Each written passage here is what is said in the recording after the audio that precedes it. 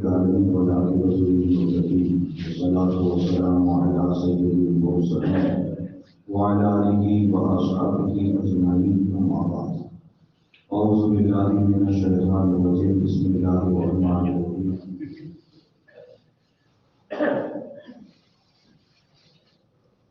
نعرہ تکبیر، نعرہ رسالت، مسلک اعلی حضرت۔ بسم الله الرحمن الرحيم ألا إن أولياء الله لا خوف عليهم ولا هم يحزنون آمنت بالله صدق الله العظيم۔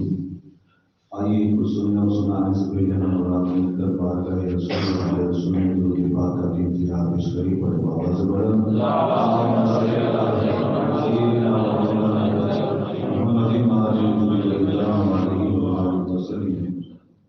سرور کروں کے مالک کو مولا کروں تجھے باقی قریب کا بولے زیبا کروں تجھے تیرے تو بس پہلے جنانی چھڑے بری تیرا میرے شاہ میں کیا کیا کہوں تجھے لیکن رضا نے ختم سخن اس پہ کر دیا خالق کا بندہ خلق کا عطا کروں تجھے۔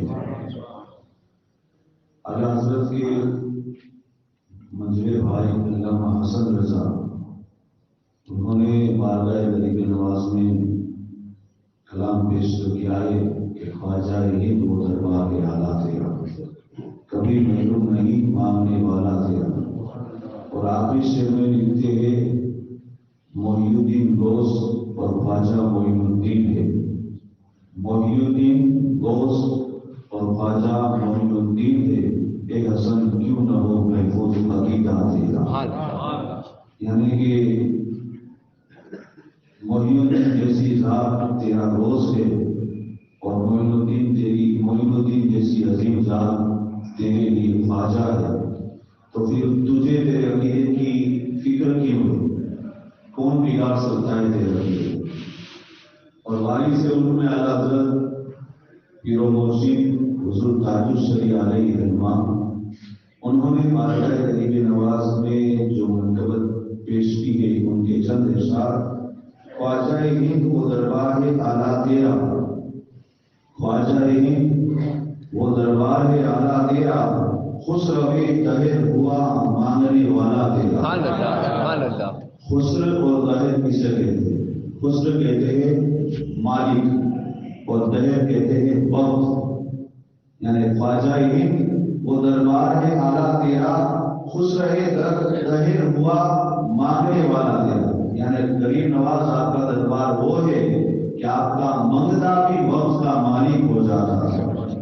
فیض سلطان سخاوت ہے نرالا تیرا، فیض سلطان سخاوت ہے نرالا تیرا، کبھی محروم پھرتا نہیں ہے منگتا تیرا، کبھی محروم پھرتا نہیں ہے منگتا تیرا، تیری چوکھٹ پہ جو آیا وہ بنا شاہ زمان، تیری چوکھٹ پہ جو آیا وہ بنا شاہ زمان، خسروے دہر میں فرما چلتا ہے تیرا، خسروے دہر میں فرما چلتا ہے تیرا، اور صدقہ خواجہ اجمیر کا تجھ پہ اختر، صدقہ خواجہ اجمیر کا تجھ پہ ہے اختر، برج رفعت میں چمکتا ہے ستارہ تیرا، برج رفعت میں چمکتا ہے ستارہ تیرا۔ حضرات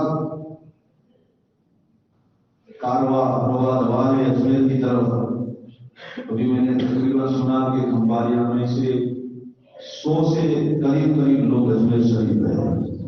الحمدللہ اللہ ہم سب کا سفر آسان فرمائے اور ان کی حاضری کو قبول فرمائے، اللہ ہمیں بھی سعادت مند ایسی عطا فرمائے۔ سرکار غریب نواز کے پیران اعظام کا ذکر ہو رہا ہے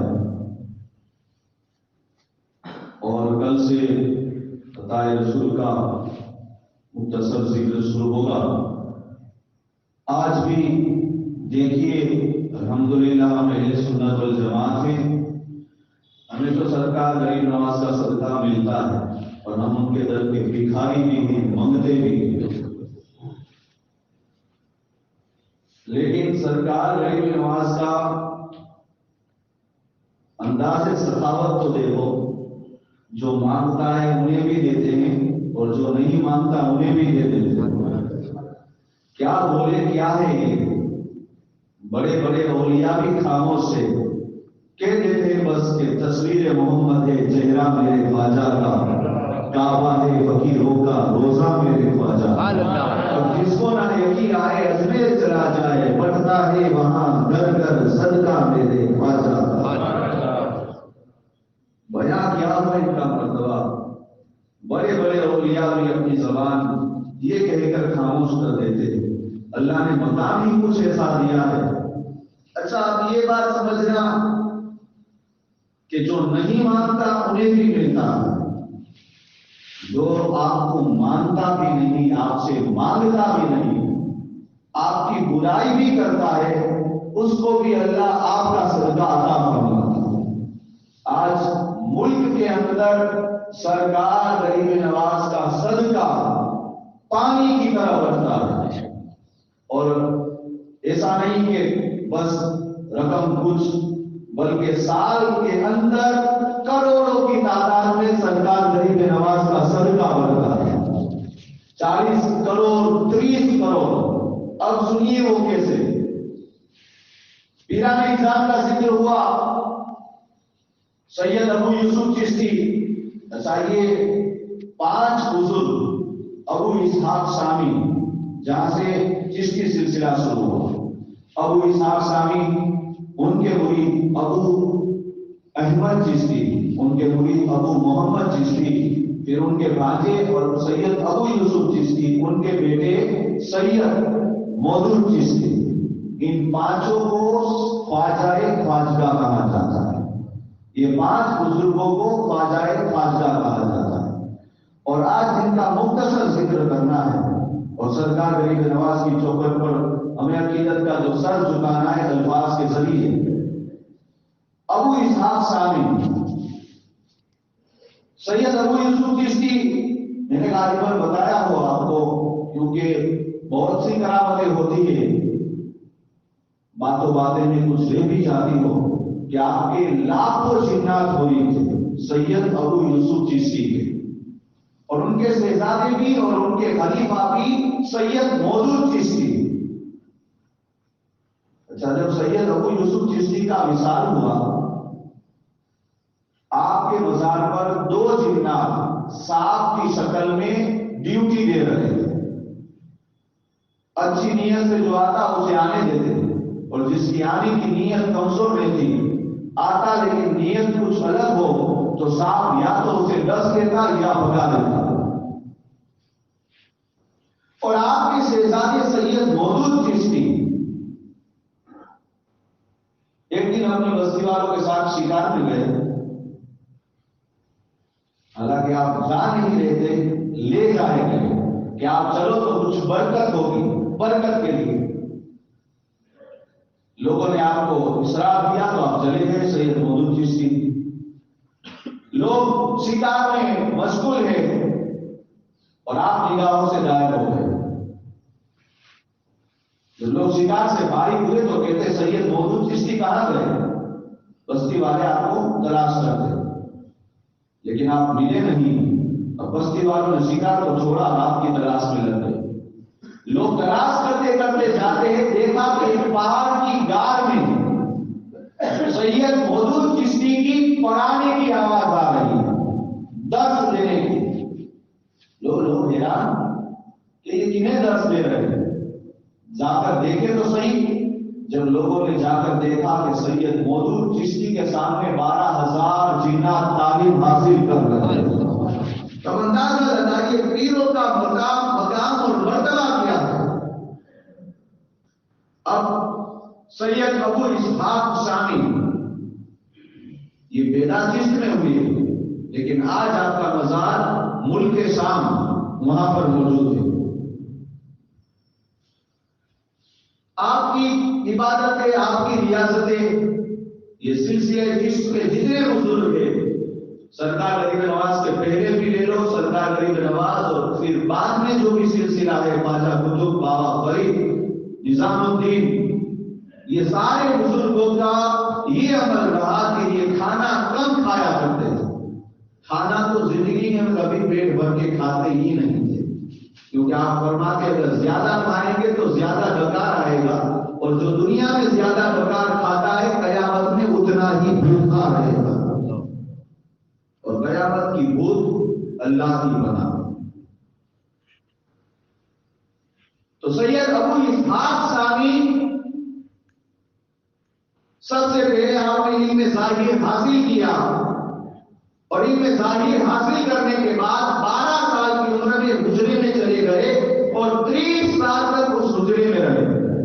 بھلا جن کے مریدوں کا یہ ہو، اچھا لوگ کہتے ہیں جب مرید ایسا ہو تو پیر کیسا ہوتا ہے؟ مرید کی بایوڈیٹا سے پیر کا سب پتا چل جاتا ہے۔ جب اسٹوڈنٹ ایسا ہو تو اس ٹیچر اور شاگرد کیسا ہوتا ہے، شاگرد ایسا ہو تو استاد کیسا ہوتا ہے۔ تو سوچو جن کے مریدوں کا یہ پرہیزگاری، یہ تقویٰ، اللہ نے یہ جام و جلال عطا فرمایا، تو ان کے پیر کا مقام کیا ہوگا؟ تو آپ 7 دن میں ایک ہی لقمہ کھاتے ہیں، صرف 7 دن میں ایک لقمہ کھاتے ہیں۔ 30 سال تک عبادت کرتے رہے، اور سید ابو اسحاق ثانی 30 سال کے بعد 40 رات تک استخارہ کی کہ میں کسی اپنا پیر بناؤں، کیونکہ زمانہ یہ ایسا تھا کہ ہر گھر میں اللہ کا ایک ایک ولی تھا۔ یہ زمانہ ہی کچھ ایسا تھا۔ جنید بغدادی ہے، ابو بکر شبلی ہے، منصور حلاج ہے، پائی کے بزرگ اس زمانے میں موجود ہیں۔ اب ہر بزرگ کو دیکھ کر ابو اسحاق ثانی یہ سوچتے کہ کس کو اپنا مرید بناؤ۔ 40 دن تک استخارہ کیا، اور 40ویں رات یہ بتایا گیا کہ چلے جاؤ بغداد، شیخ ممشاد تمہارا انتظار کر رہا ہے۔ لہذا بغداد آئے، ممشاد کی محفل میں، ممشاد اپنے خیمے میں تھے، حضرت ممشاد علیہ السلام اپنے خیمے میں تھے۔ یہاں سے چشت سے بغداد کی طرف سفر شروع ہوتا ہے، اور یہاں ممشاد اپنے خیمے سے باہر آ جاتے ہیں، اور جیسے ہی ابو اسحاق ثانی آئے کہتے ہیں مجھے تمہاری جیسا مرد قلندر کا انتظار تھا، قریب آؤ جوان علی، مجھے اپنے بزرگوں سے ملی ہے، آج کسی وقت میں تمہیں عطا کر دیتا ہوں۔ تو شیخ ابو اسحاق ثانی جس سے سلسلہ چشت چلا، اب اللہ نے انہیں ایک کرامت دی تھی، تو یور ارض، اس کا مطلب کیا؟ ان کے لیے زمین سمجھ جاتی تھی۔ یہ زہر کی 4 رکعت سنت موقع چشت میں پڑھتے، اور فرض خانہ کعبہ میں پڑھتے۔ کبھی عصر کی غیر موقع چشت میں پڑھتے، فرض بغداد میں جا کر پڑھتے، یعنی پل بھر میں جہاں جانا چاہتے یہ وہاں پہنچ جاتے۔ اور ان کے مثال کے بعد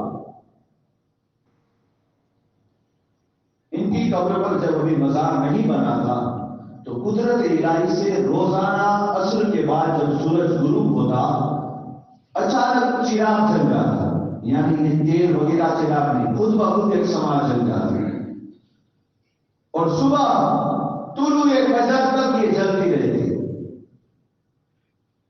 ملک شام والوں کا کہنا ہے کہ اگر ملک شام میں موسلادھار بارش ہوتی، تیز آندھی بھی ہوتی، لیکن چراغ ویسے کا ویسے ہی جلتا رہتا۔ تو یہ ابو اسحاق ثانی جو سرکار غریب نواز کے پیرانے طریقت میں سے۔ اچھا اب یہ آج سرکار غریب نواز کے نہ ماننے والے بھی سرکار غریب نواز کا صدقہ کھا رہے ہیں۔ اب سنیے، آج پورے ہندوستان میں جو گورنمنٹ کو انکم ہو رہی ہے، پہلے نمبر پر ہے تاج محل، اور گوگل میں آپ سرچ کرو گے تو لکھا آ رہا ہے کہ سال میں 30 کروڑ 30 لاکھ جتنی بھی آمدنی ہوتی ہے۔ دوسرے نمبر پر دیکھا جائے تو لال قلعہ۔ آج یہ لوگ دیکھو باہر سے جو ٹورسٹ آتے ہیں سیاح گھومنے کے لیے غیر ممالک سے، انہیں دکھایا جا رہا ہے وہی اپنا ہی دکھایا جا رہا ہے، ان کے پاس تو کچھ ہے نہیں کہ دکھائے۔ لیکن اب یہ جو بنایا گیا ہے، ہندوستان میں اسلام کے 3 بادشاہ ہیں، 3 دور گزرے۔ سب سے پہلے آئے محمد بن قاسم، یہ کون تھے؟ حجاج بن یوسف کے بھتیجے تھے، اور کن کے شاگرد تھے؟ حضرت عمر بن عبدالعزیز کے شاگرد تھے۔ دنیا جسے ثانی عمر کے نام سے یاد کرتی ہے۔ اور اس زمانے میں لاہور سے کچھ مسلمانوں نے یہ آواز عرب تک پہنچائی کہ ہماری مدد کی جائے، اور اسی وقت محمد بن قاسم 17 سال کے بڑے جوان تھے، ہندوستان آئے تھے اور ان کے کردار کو دیکھ کر لاکھوں عیسائیوں نے کلمہ پڑھ لیا تھا. آپ کو فتح ہوئی، آپ یہ واقعہ سنے ہیں کہ بڑے عیسائی نے آپ کو 3 سوال کیے تھے کہ محمد بن قاسم تم جیتے ہو تو سامنے کھڑے ہو اور مجھے بٹھا کر رکھا ہے. اے محمد بن قاسم تم آ رہے تھے تو ہونا تو یہ چاہیے کہ تم جیتے ہوئے تھے، اکڑ کر چلتے لیکن نرم نرم چلا رہے تھے. اور محمد بن قاسم تیسرا سوال میرا یہ تھا کہ جب تم آ رہے تھے اپنے سر کو جھکا کر آ رہے تھے، اگر جیتے ہوئے ہو تیزی کے ساتھ نہیں آتے تو کم سے کم اپنے سر کو تو بلند کر کے چلتے، اونچا کر کے چلتے، تاکہ آج بستی والے مسلمان کو دیکھتے کہ حقیقت میں مسلمان کیسا ہوتا ہے. تب محمد بن قاسم نے تینوں سوال کے جواب میں یہی کہا تھا کہ بھی ہمارے اسلام کی تعلیم ہے، میں اگر سے جیتا ہوں تم ہارے ہو لیکن میں نے تمہیں بٹھایا ہے، تم عمر میں بڑے ہو، تم بزرگ ہو اور مصطفیٰ جان رحمت کا فرمان ہے من لا یرحم صغیرنا ولا یرحم کبیرنا لیس منی، جو اپنے چھوٹوں پر شفقت نہ کرے اور بڑوں کا ادب نہ کرے وہ ہم میں سے نہیں ہے. میں اگر سے مسلمان، تم بھی نبی کے امتی ہو، میں امت اجابت ہوں، تم امت دعوت ہو، تم مانو یا نہ مانو لیکن میرے مصطفیٰ کی امت ہو، اسی لیے میں نے تمہیں بٹھایا. دوسرا تمہارا کہنا یہ ہے کہ میں نرم نرم اس لیے چل رہا تھا، یہ زمین ہمارے باپ دادا کی جائیداد نہیں، یہ رب کی ملکت ہے. رب فرماتا ہے بنا تمسی فی الارض برہا، اے بندے زمین پر اترا کر مت چل، تیری اوقات تیری وسعت کیا، ناپاک قدرے سے تجھے ابتدا کیا گیا ہے، اترا کر مت چل، یہ زمین ہماری ملکت ہے.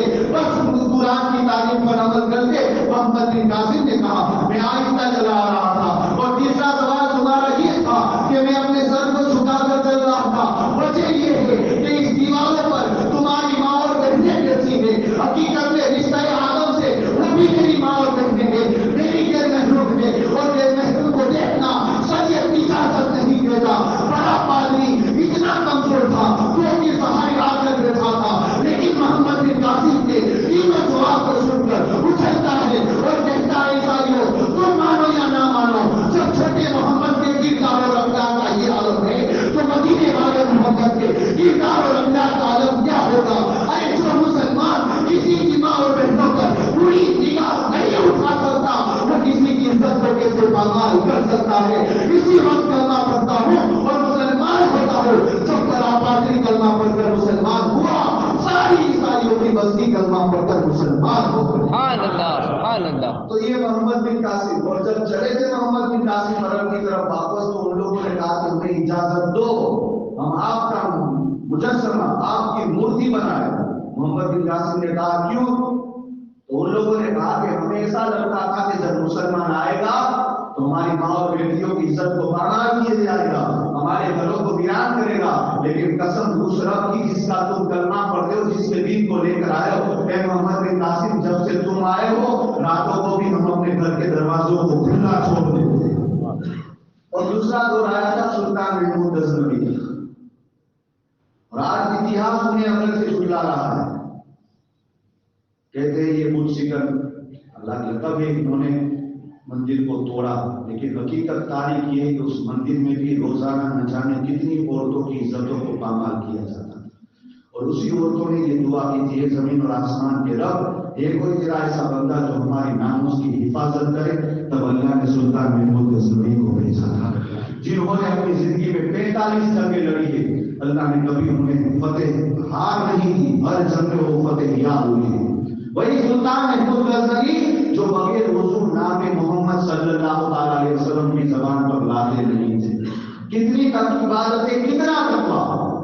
وہی سلطان محمود غزنوی کا جدور، حالانکہ ان کے ساتھ آج بھی حضور کا دن آئے. میرا اور سومناتھ چلے جاؤ، راستے میں مزارات کی لمبی قطار لگی ہے. یہاں تک لوگ فرماتے ہیں، کہتے ہیں کہ ویراوٹ سے پاٹن جانے والا جو مین ہائی وے سڑک ہے وہ سارا شہیدوں کا مزار ہے، سارا شہیدوں کا مزار آج ہی ہے. اور تیسرا دور آیا عطا رسول سرکار اور یہ آئے نہیں تھے، انہیں تو بھیجا گیا تھا. محمد بن قاسم اپنی مرضی سے آئے تھے. جب انہوں نے حجاج بن یوسف کے دربار میں یہ سنا کہ وہاں مسلمانوں کو ستایا جاتا ہے تو یہ کہتے مجھے جانے دیا جائے. سلطان محمود غزنوی آئے تھے لیکن یہ مدینے والے آقا کے بھیجے ہوئے تھے. عطا رسول سرکار کے رواج کے 15 یا 19 دن پہلے صلاح تحفظ گولی کا دور بھی تھا سرکار طریقہ نواز کے ساتھ ہی، اور صاحب گولی کو فتح نہ ہوئی، صاحب گولی بھاگ گیا، 19 دن تک اس نے اپنا لباس تبدیل نہ کیا تھا، اور اس نے کہا تھا کہ جب تک ہندوستان کو فتح نہیں کروں گا اپنے شاہی بستر پر سوؤں گا نہیں، شاہی کھانے سے کچھ کھاؤں گا نہیں، کھجور کی جو ہے صدری کو بچھا کر سوتا ہے۔ 19-20 دن تک اپنا لباس نہیں بدلا، لیکن 19-20 دن کے بعد ایک بزرگ نے خواب میں آ کر کہا کہ آؤ ہندوستان پر تم فتح اب مل جائے گی، چڑھائی کرو۔ صاحب الدین گوری اپنے سپاہیوں سے کہتا ہے کہ چلو، تو سپاہیوں نے کہا 19 دن ہوئے ابھی ہم نے اتنا پرانا لباس دھویا بھی نہیں، خون آلودے لباس بھرے ہوئے، اور آپ کہتے ہو کہا چلو ایک بزرگ نے خواب میں آ کر نظارہ دکھایا ہے۔ لہٰذا صاحب الدین گوری ہندوستان آیا، شام کے وقت اللہ نے فتح عطا فرمائی، مغرب کی آزان ہو رہی ہے، صاحب الدین گوری کسی کا ہاتھ پکڑ کر پوچھتا ہے یہ کون ہے، آزان کی آواز کہاں سے؟ کہا ایک فقیر آیا ہے اجمیر کی سرزمین پر جس نے مسجد تعمیر کی ہے، وہیں سے اذانوں کی صدا 5 وقت ہو رہی ہے، لوگ نماز پڑھتے ہیں۔ صاحب الدین گوری تیز قدمی کے ساتھ آ کر پہلی صف میں داہنی طرف جو ہے اخیر میں کھڑا رہ گیا۔ مصلی امامت پر سرکار غریب نواز ہے، جب نماز ختم ہوئی سرکار غریب نواز نے اپنا رخ داہنی طرف پھیرا، جیسے ہی پھیرنا تھا صاحب الدین گوری کھڑا ہو کر کہتا ہے قسم رب کی جو بزرگ مجھے خواب میں آ کر ہندوستان کی فتح کی بشارت دیتے تھے کوئی اور نہیں، یہی معین الدین قدری ہے۔ وہاں سے دوڑتا ہے سیدھا غریب نواز کے قدموں میں، اب وہاں سے تیسرا دور شروع ہوا، صاحب الدین گوری سے لے کر ابراہیم لودھی تک مسلمان بادشاہوں کا ونش گزرا، دور گزرا، جس میں سلطان شمس الدین التمش جیسی عظیم شخصیت خواجہ قطب کے مرید بھی ہے، مراد بھی ہے، اور انہوں نے ہی خواجہ قطب کی نماز جنازہ پڑھا۔ ایسے ایسے بادشاہ گزرے، لیکن امام غزالی کہتے ہیں اللہ کے گھر کی چکی بہت دیر سے چلتی ہے لیکن کشتی بہت باریک ہے، کشتی بہت باریک ہے۔ تو سکندر لودھی، یہ ابراہیم لودھی کا باپ، سکندر لودھی ٹھیک تھا لیکن ابراہیم لودھی شراب عیاشی ہر طرف ہے، اور اللہ کی پکڑ جب ہوتی ہے بندے کی بساط نہیں کہ چھوٹ سکے، اللہ نے اس کے اوپر عذاب کے طور پر ایک بادشاہ کو بھیجا، دنیا جسے ظہیر الدین اور اتہاس جسے بابر کہتا ہے۔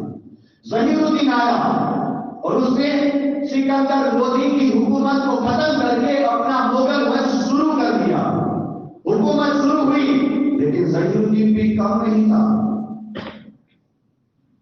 یہ بات جو شروع کرتے وہ تھوڑا اندر آ جائیے، مسجد سے باہر جو پانی پینے کے لیے، یا پھر گھر پہ چلے جائیں۔ تو ظہیر الدین بابر اس کا ونش، اس کی حکومت چلی، لیکن وہ بھی کم نہیں تھا، شراب پینا وغیرہ سب کچھ۔ اب اس کے ساتھ بھی ایک مقابلہ ہوا پانی پت کی سرزمین پر راجہ طاہر کے ساتھ۔ راجہ طاہر کی 1 لاکھ فوج کے سامنے ظہیر الدین تاپ نہ لا سکا، اور ظہیر الدین نے دیکھ لیا کہ میری عیاشی مجھے روک رہی ہے، فوراً ظہیر الدین بابر گھوڑے سے نیچے اترا، سجدے میں سر رکھ کر اللہ کی بارگاہ میں عرض کرتا ہے مولا آج سے میں ساری عیاشیوں سے توبہ کرتا ہوں، جتنی حرام چیزیں میں اپنایا ہوا ہوں آج سے چھوڑتا ہوں، بس تو مجھے فتح عطا فرما۔ ظہیر الدین کا یہ دعا کرنا تھا، اللہ نے اسے جو ہے پانی پت کی سرزمین پر فتح عطا فرما۔ جب ظہیر الدین بابر فتح ہوا، اب اس نے 39 سال تک حکومت کی۔ 39 سال تک حکومت کرنے کے بعد اس کا بیٹا نصیر الدین ہمایوں تخت پر آیا، لیکن نصیر الدین ہمایوں بھی کوئی کم نہیں تھا، وہ بھی شرابی اور عیاش، ہر طرح کی مستیوں میں مستغرق رہتا تھا، لیکن اللہ نے اس کے اوپر بھی عذاب کے طور پر شیر شاہ سوری کو بھیجا۔ شیر شاہ سوری کا لشکر جو ہے نصیر الدین ہمایوں کو ہاتھ دے دی، نصیر الدین ہندوستان چھوڑ کر بھاگا اور ایران میں جا کر چھپ گیا۔ جب نصیر الدین ہمایوں ایران میں جا کر چھپ گیا، یہاں شیر شاہ سوری کا بیٹا اس کے بعد سلیم شاہ ونش اپنے جو ہے گدی پر بیٹھا، اور سلیم شاہ نے اتنا اقتدار نہیں تھا کہ وہ حکومت چلا سکے، بس موقع پا کر پھر جو ہے نصیر الدین ہمایوں ہندوستان پر حملہ کرتا ہے اور اسے فتح ملتی ہے۔ اب یہ نصیر الدین کے بعد اس کا بیٹا آیا، دنیا جسے اکبر کے نام سے یاد کرتے ہیں، جلال الدین جو निगाही कायम करने वाला, अपनी इबादत अपनी पूजा करने वाला, उसके दरबार में किसी की मचाल नहीं, अल्लाह या किसी वली का नाम ले ले, कोई अल्लाह का नाम ले, तलवार खींचनी जाती थी, गर्दन उड़ाने की नौबत आती थी। लेकिन अकबर के वहां भी कोई औलाद नहीं हुई, बहुत उसने मन्नत समाहत की। आखिर में किसी ने कहा एक दिन के चले जाओ फतेहपुर सीकरी, शेख सलीम के पास जाकर मांगो, वहां शेख सलीम के दरबार में जाकर मांगोगे तो कुछ मिलेगा। जब शेख सलीम का नाम लिया गया तो तलवारें चमकने लगी। अकबर ने इशारा किया खामोश हो जा। रात सोचता है, सलीम चिश्ती का नाम दिमाग में बेबस हो गया। 2-3 दिन के बाद अपनी फौज तैयार करता है, फतेहपुर पहुंचा शेख सलीम चिश्ती के पास। अब ये शेख सलीम चिश्ती कौन है? बाबा फरीद गरसकर की नस्ल से, बाबा फरीद गरसकर की नस्ल से। और जानते थे जलालुद्दीन अकबर अल्लाह वालों की अजमतों का काई नहीं। वो जाकर कहता है हुजूर आप कुछ अमल दीजिए, कुछ दुआ कर दीजिए। तो शेख सलीम शाह चिश्ती मुस्कुराकर फरमाते मुझे जो कुछ मिला है ना वो है रसूल के दर से मिला है, तुझे कुछ चाहिए तो चला जा। और जाकर वहां गोया फतेहपुर सीकरी से चला, अजमेर आया, पेदल चलकर जलालुद्दीन अकबर चला, पीढ़ियां फट गई और खून आलूदा हो गई। जब आकर अजमेर अकीदत का सर झुकाता है और भीख मांगता है, खैरात मिली। 9 महीने के बाद सरकार गली में नवाज के सदके अल्लाह ने एक बेटा अता फरमाया जिसका नाम नूरुद्दीन, तारीख जिसे जहांगीर बादशाह के नाम से याद करती है। और वो भी कोई ऐसी दिन के लिए कोई ऐसा काम नहीं किया, लेकिन इतना है कि अपने बाप का कायम करते हुए दिन को खत्म कर दिया और उसकी तरफ किसी को तवज्जो नहीं और वापस लौटाया। क्योंकि अब इनके साथ जो बुजुर्ग थे, दुनिया जिसे मुजद्दिद अल्फसानी के नाम से याद करती है। अब उसके बाद जो आता है अल्लाह का बदगुज़ीदा बंदा, दुनिया जिसे शाहजहां के नाम से याद करती है, वही शहाबुद्दीन जिसका अलग से एक बात अलग है कि उन्होंने अपनी मोहब्बत में ताजमहल का मकबरा तैयार किया, लेकिन तारीख उठाकर पढ़ो दिल्ली की जामा मस्जिद की संग के बुनियाद रखने की बात आ रही है तो शाहजहां कहता है पहला पत्थर वो रखेगा जिसकी ना कभी तेरी चुट छुटी हो, ना असलो हिसाब की गेंद मौकेदार छुटी हो। अब कोई नहीं आता। जब शाम हुआ, सूरज डूबा, शाहजहां एक पत्थर उठाकर आगे बढ़ा, पीछे से गिरेबान पकड़ने वालों ने पकड़ लिया। कहा शाहजहां है शहाबुद्दीन, क्या तुझे मेरी शर्त याद नहीं कि पत्थर वही रखेगा जिसकी असर की गेंद मौकेदार हिसाब की ना छुटी हो और कभी तेजूद ना छुटी हो।